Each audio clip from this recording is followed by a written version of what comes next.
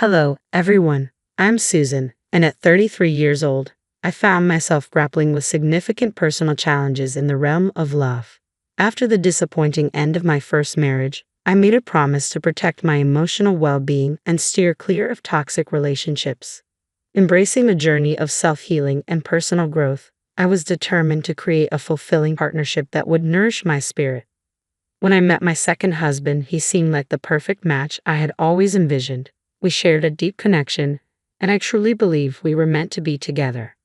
However, as our relationship deepened, I encountered an unexpected hurdle: my mother-in-law, Carolyn. Her presence became a constant test of my resilience and strength. From the beginning, Carolyn tried to insert herself into our lives. She scrutinized my every move, critiqued my choices, and even attempted to dictate our decisions as a couple. But I stood firm. Having invested so much in my happiness, I refused to let anyone, even a mother-in-law, disrupt the peace I had fought so hard to create. Drawing from my journey of self-discovery, I confronted Carolyn directly, making it clear that her interference was unwelcome. My resolve was met with resistance. Carolyn was a formidable opponent, challenging my boundaries at every turn. Her persistent overreach, including inappropriate comments about joining us on our honeymoon, highlighted her lack of respect for our independence. Determined to uphold the boundaries I had established, I knew it was time to teach Carolyn a lesson about respecting limits. This was essential for her to understand the consequences of her actions. Carolyn's behavior was more than a personal annoyance. It threatened the stability of my marriage, and I was prepared to protect it at all costs. As I navigated these new challenges, I found myself grappling with her overbearing nature. Carolyn had a peculiar way of showing her affection, often overshadowing our moments with her excessive involvement. During family gatherings, which were typically relaxed backyard barbecues, she would often joke about joining us on our honeymoon to capture beautiful moments, or teasingly suggest she might take my place next to Stephen. At first, I dismissed these comments as harmless fun, laughing them off like everyone else. However, her relentless jokes hinted at something deeper. Was she truly joking? The idea seemed absurd. What kind of mother-in-law would genuinely consider intruding on her son's honeymoon? But as time passed, I began to realize that Carolyn might be more serious than I initially thought. This realization hit me hard on my wedding day as I prepared in the dressing room, excitement coursing through me for the life ahead with Stephen. The room buzzed with joy and anticipation when suddenly the door swung open and Carolyn's imposing figure appeared, casting a shadow over the festivities. I turned to face her, trying to keep my smile intact despite the unease growing within me. Without hesitation, Carolyn launched into conversation. "Susan, I need to talk to you," she began, her gaze intense. "Are you truly happy?" Her question caught me off guard. Of course, I was happy, overjoyed, in fact. Stephen was the love of my life, and our wedding was a celebration of our mutual affection and commitment. "I couldn't be happier," I replied, my voice brimming with sincerity. "Stephen and I are thrilled to be starting our lives together." This encounter was just another example of how Carolyn's presence could be unsettling and oddly direct, challenging the boundaries I had worked so hard to establish. As I eagerly anticipated our honeymoon, a well-deserved break after months of meticulous planning, I was unaware that Carolyn had other ideas. As I adjusted my veil in the mirror, Carolyn leaned in closer, lowering her voice to a mischievous whisper. "About the honeymoon, I've decided to come along. It'll be a surprise for Stephen, but let's keep it between us." Her words crashed over me like a wave. Was she serious? "Wait, Carolyn, are you really planning to join us on our honeymoon?" I asked, hoping for clarity or reassurance that this was just another of her peculiar jokes. Carolyn's face was a mask of determination. "Yes, Susan. I've always dreamed of experiencing a romantic getaway like this. I'm his mother, and I've been there for all his milestones. It's important for me to be there. It'll be a bonding experience for all of us." Her words struck me with their audacity. Our honeymoon was meant to be a private journey for Stephen and me, a sacred opportunity to create intimate memories as a newly married couple, not a family excursion. I struggled to find the right words, fighting to keep my composure. I replied, "Carolyn, this is our honeymoon. It's a time for us to deepen our bond and focus solely on each other. While I appreciate your enthusiasm, it's crucial to respect our boundaries." Her expression shifted from surprise to disappointment, clearly not expecting my firm objection. "Susan, I only want what's best for Stephen. Thought this would be a special surprise for him, a way to bring us closer as a family. Taking a deep breath, I summoned the inner strength I had cultivated through my journey of self-discovery. Carolyn, I understand and respect your love for Stephen, but our honeymoon is sacred. It's a time for us to nurture our relationship and create memories that will lay the foundation for our future together. Stating my ground was essential, not just for our honeymoon, but for establishing a tone of respect and independence in our marriage. I hoped Carolyn would accept our wishes, but the tension thickened in the air as she processed that her plans had been thwarted. It was a defining moment, a test of our new dynamic, and in that instant, I felt empowered, having taken a crucial step in safeguarding my marriage and establishing a foundation of love and respect. You might think that would be the end of the story, right? Unfortunately, my friends, it didn't stop there. As the day of our departure approached, excitement and nervousness fluttered in my heart. Stephen and I were on the verge of embarking on our eagerly awaited honeymoon, a chance to relax and revel in our newlywed bliss. However, a looming storm threatened to overshadow our joy.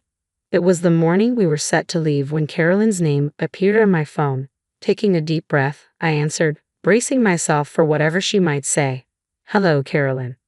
Dear, I've decided to join you and Stephen on your honeymoon. Isn't that thrilling? Her voice chirped through the phone, sending a wave of frustration over me. Hadn't we already settled this? My voice tightened with exasperation as I responded, Carolyn, we've been through this. This honeymoon is a special time for Stephen and me. We need space to strengthen our relationship as a married couple. Her reply was casual, almost dismissive of my concerns. Yes, dear, but I've made up my mind. I'm coming along. It'll be a grand adventure for all of us. You'll see. With my patience thinning, I asserted more firmly, Carolyn, this isn't up for negotiation. Stephen and I planned this trip as a private getaway. You need to respect that boundary. A tense silence followed, punctuated only by the distant hum of anticipation. I sensed Carolyn's frustration mounting, but I stood firm in my refusal.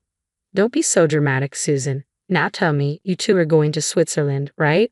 I've already booked my ticket. I know it was last minute, so I won't be on the same flight, but I'll meet you there. Her words echoed in my mind, but they also presented an opportunity, a chance to steer Carolyn's plans away to reclaim our honeymoon as the sacred space it was meant to be for Stephen and me. I believed that everyone could learn and change, but sometimes it took a bold move to spark that transformation. I was ready to make the move that would ensure our honeymoon remained ours alone. I had already made it clear to Carolyn that I wasn't interested in engaging in a tiresome back and forth with my in-laws. I needed to maintain the peace, so when faced with her unwavering determination to join us, I decided to take a creative approach to protect our private time.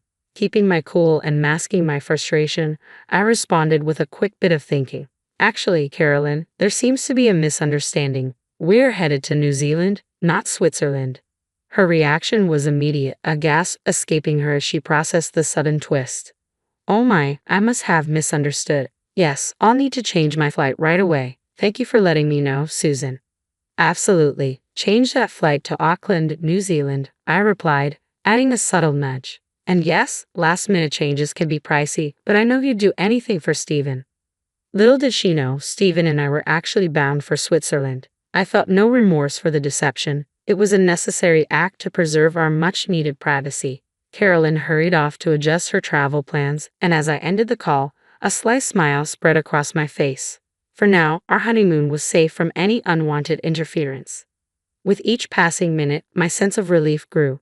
Stephen and I were free to start our journey without the looming presence of Carolyn's meddling. It was a small victory, but a significant one, proving my resolve to protect what was sacred to us.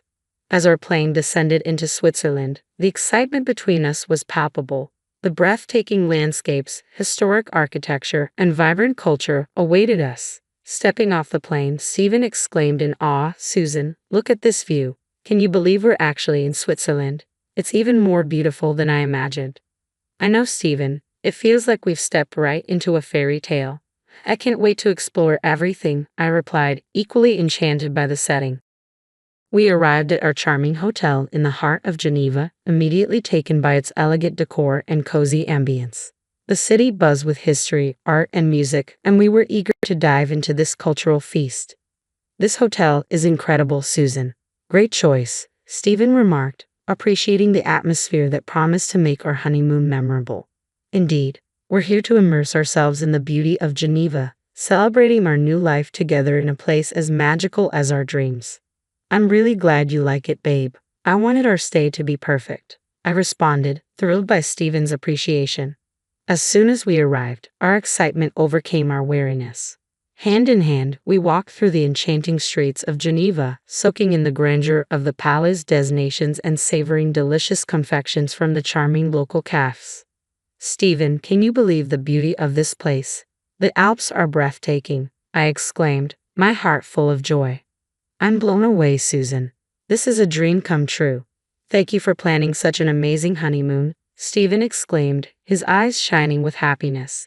Exhausted but fulfilled, we returned to our hotel, deciding to rest before continuing our adventure. As Stephen headed for the shower, my phone rang. It was Carolyn. Hey Carolyn, that's great. I hope you have a safe flight, I said, trying to keep my tone upbeat. Oh my gosh, I can hardly contain my excitement. I can't believe you're actually joining us in Auckland. We're going to have the most incredible time together at the Oceanfront Hotel. You won't believe the breathtaking views of the harbor. Carolyn gushed. I maintained my facade with enthusiasm. Oh dear Carolyn, I'm equally thrilled to embark on this adventure with you. I'm so glad you finally came to your senses and saw the beauty in me tagging along on your honeymoon. I knew you'd be understanding, Carolyn replied, her voice brimming with satisfaction. I rolled my eyes but kept up the act. Absolutely, Carolyn, you're so right. The flight may be a bit tiresome, but trust me, Auckland will captivate your heart with its vibrant cityscape, the iconic opera house, and stunning beaches. You'll be in awe. Oh, that sounds marvelous. I simply can't wait to experience it all. Susan, I hope Stephen is ready for some quality mother-son bonding time. This trip will give us a chance to connect on a deeper level, she continued, blissfully unaware of the mix-up. Carolyn, when Stephen sees you, be over the moon. It's going to be an unforgettable journey filled with laughter, exploration, and beautiful memories, I assured her, masking my true feelings about the situation. That warms my heart, Susan. I'm eager to create lasting memories with both of you. Rest assured, once I land in Auckland, I'll reach out to you immediately. That will be our signal to commence this grand adventure, Carolyn concluded. Perfect, Carolyn. The moment you touch down, give me a call and we'll coordinate our plans, I said, ending the call with a sense of relief, knowing our actual destination remained just between Stephen and me. As I hung up, a playful twinge of mischief washed over me. The thought of Carolyn discovering we were actually in Switzerland, not New Zealand, sparked gleeful anticipation within me. I hope this mix-up would serve as a powerful lesson in respecting boundaries and allowing my marriage to Stephen to blossom without her overbearing involvement. The prospect of Carolyn's forthcoming surprise added an exciting layer to our Swiss adventure, heightening the joy bubbling in my spirit. It felt a bit like a game, but the desire to share an unencumbered journey with Stephen, crafting memories meant just for us, was too enticing to resist.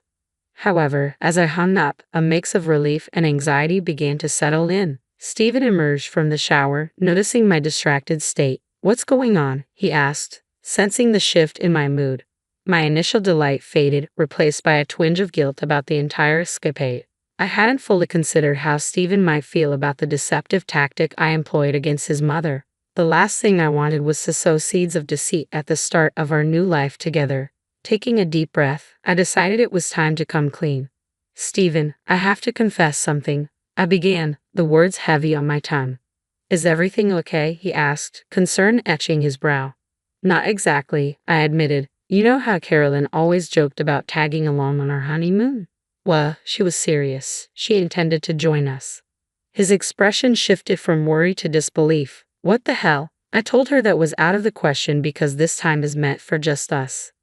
I know, I said, my voice faltering, but she wouldn't take no for an answer, so I mistled her about our destination. Instead of arguing, I told her we were going to Auckland, hoping it would keep her from intruding on our privacy. I recounted the whole story, apologizing at every turn. I didn't want Stephen to think I was manipulative or cruel. I simply wanted to safeguard our time together from his mother's overbearing ways. He was silent for a moment after I finished, leaving me anxious about his reaction. Then, to my surprise, he burst into laughter, his genuine amusement filling the room and easing my tension. You sly fox, Susan. I can't believe you did that. Honestly, it's a relief. My mom's interference has always been exhausting. Now we can truly enjoy our time together. Wait, so you're not mad? I asked, surprised yet relieved. I'm not thrilled about sending her to a foreign country, he chuckled, but I find the whole situation hilarious. I'm just picturing her face when she realizes the mix-up. We both laughed together, feeling a renewed sense of unity. With the weight of the situation lightened, we immersed ourselves in the beauty of Switzerland, exploring its rich history, breathtaking landscapes, and vibrant culture. Each moment deepened our bond and created cherished memories. Meanwhile, Carolyn remained blissfully unaware that her son found the situation amusing and was in on the ruse. Exhausted from her flight, she called us, expecting us to pick her up from the airport. Hey, Carolyn, Stephen and I are together right now.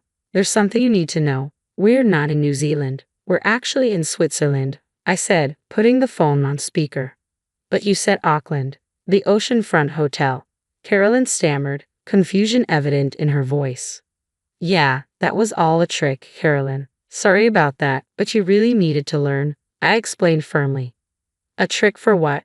What did I do? She exclaimed, disbelief rising in her tone. You kept trying to insert yourself into our honeymoon? What kind of mother does that? When you insisted on tagging along, instead of fighting with you about it, I decided to let you believe what you wanted. This way, I could enjoy some quality time with my husband. How could you do this, Susan? I trusted you. You're no good for my son. Carolyn's hurt was palpable. Stephen, who had been listening intently, finally spoke up. Mom, it's time you understand that meddling in our lives and disregarding Susan's boundaries has consequences. This was her way of setting a boundary. What? You too? Carolyn's voice cracked as she absorbed his stance. This moment, fraught with tension, underscored our commitment to each other and the importance of respecting our new family unit. I can't believe you're taking her side. I can't believe you've deceived me like this. I raised you. I've been there for you through everything. Carolyn's voice trembled with hurt. Mom, this isn't about deception. It's about setting boundaries, I replied, trying to convey the necessity of our actions. Susan and I are building our lives together. You must respect our choices and let us forge our path.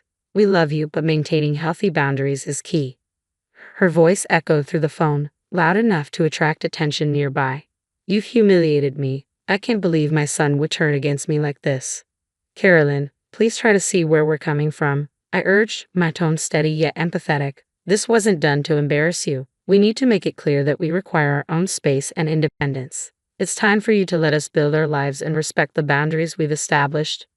I don't want to hear it. You both are selfish and ungrateful. She shot back, her frustration palpable. Call me back when you're ready to have a real conversation. With that, she abruptly ended the call, leaving herself likely bewildered and upset at the airport.